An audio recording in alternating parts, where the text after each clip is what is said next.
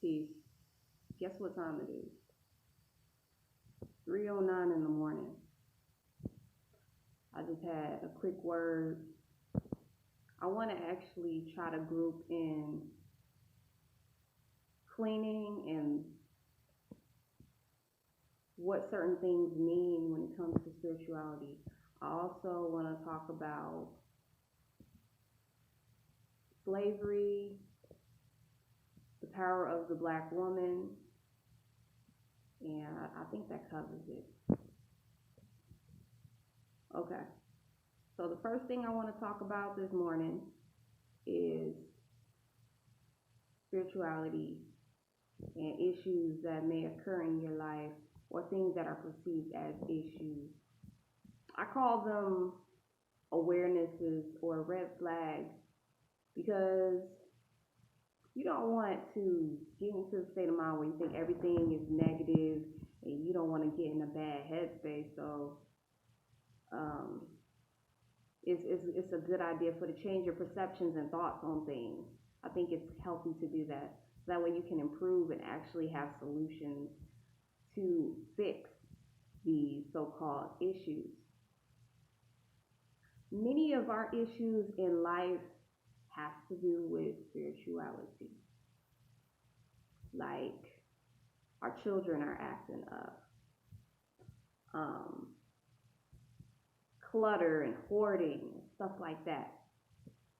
They're all connected to your spiritual world. If your environment is dirty, your area is dirty, that means something is wrong with your spirit too as well. This is just one particular thing. Just because you clean your whole damn house doesn't mean that you are clean and pure inside. You still may have some issues that you may still need to cleanse on, because there's emotional aspect, there's intellectual, there's an emotional aspect, there's intellect, there's spiritual, there's physical, there's all of these things. So don't just think that if you clean your house, you're pure. You have to continue to clean different aspects and areas of your life. Most people don't even know what when a person hears clean your house. Most people don't even know what that means. Like they just think, okay, sweep, make sure the dishes are clean, etc., etc.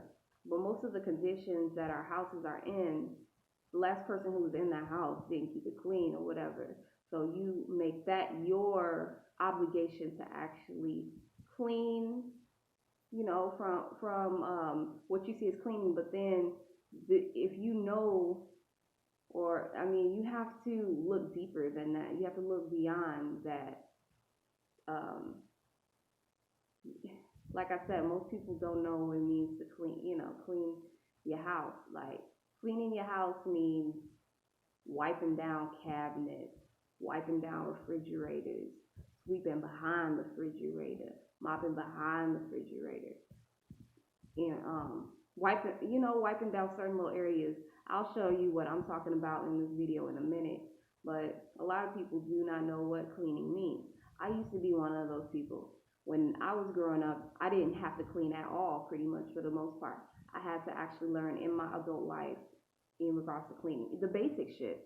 So I'm actually now learning that it goes beyond dishes and sweeping and mopping. It really does. And some of the things in your life is occurring because of spiritual issues too as well. So, like I said, just to give an example, if there are areas in your house that is dirty, that means there's still some in your spirit that's dirty too, because our thoughts are a projection of our environment. These things, but anyway, what I also wanted to go in on this morning, I know it's super duper early morning, is when it comes to the psychology of our black woman. Okay, some of our black women. Okay, and maybe even some of our black men, because I thought about that too. But the first thought was our black woman. Okay, so when it comes to some of us as women, we've gone through physical abuse and things of that nature, right, by our Black men. Some of us have stayed in physically abusive relationships. However, we haven't stayed, forever. Like, we moved on with our lives. We knew our value. We valued ourselves. We got away from situations like that, right? Okay, just because we get away from situations like that, does that mean that we're now in a good mental state? The answer is no. We are in a better mental state, but our experiences may change how we think about things. And that could be either in a good way or a bad way. Some of our women use the experiences that they've had to kind of punish the best of people in their lives. They have used that as an excuse. For example, a woman who may have been physically abused. She may have been going through it for a very long time to the point where she thinks she deserves it, and etc., etc. She was in a vulnerable place. So any good man that she perceives as a good man, she might punish him and treat him the way that she was treated in that physically abusive relationship. That could be one thing. The other thing, you can run into a woman who hasn't necessarily had any physical abusive relationships, but the relationships that she has with the men in her life still might be toxic because of slavery. Because, the woman had to take care of the children. The woman was seen as more powerful than the man. This is slavery stuff. So when I'm talking about this stuff, I'm talking about Black people. I'm not talking about Caucasians or whatever. This video is for Black people. They're for Black people. They did a lot of things in front of the women to show that our men were weak, right? That was back in slavery days. So this woman might still have this mindset. She might have been traumatized by this and still feels these things in her spirit. She hasn't gotten over this.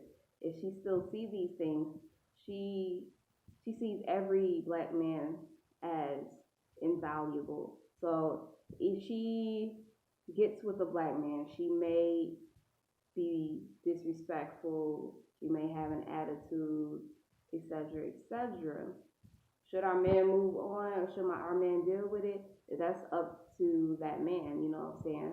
But I'm hoping that the men actually watch this video so it can give them a better understanding of what they might be going through. Because some of the women who are in these situations may be open to listening to a man who's properly educated on our pain and our traumas.